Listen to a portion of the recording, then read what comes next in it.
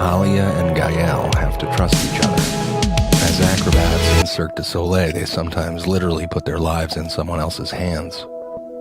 Trust is a confusing thing. It seems so simple, but when you try to pin it down, it can be elusive. I think of the way that my body sits on a surface that's new to me, unknown, and how my muscles remain tight, anticipating anything, and I'm constantly aware of that surface. Over time, with familiarity, I can relax and start to lean back. For many of us, that initial tension exists so much of the time.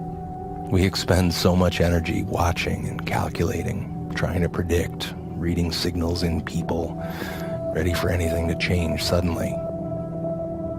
Preparing to be disappointed.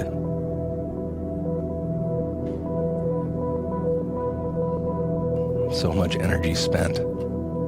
We talk about trust as something you build, as if it's a structure or a thing, but in that building there seems to be something about letting go.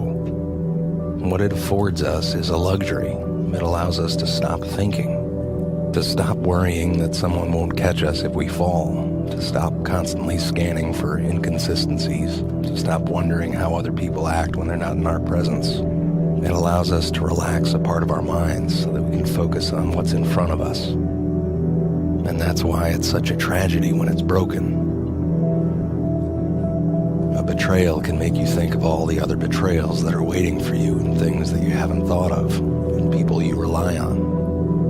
And you can feel yourself tightening up, bracing, and in the worst cases, you might resolve to trust no one. But that doesn't really work. Trust is your relationship to the unknown, what you can't control. You can't control everything. And it's not all or none. It's a slow and steady practice of learning about the capacity of the world.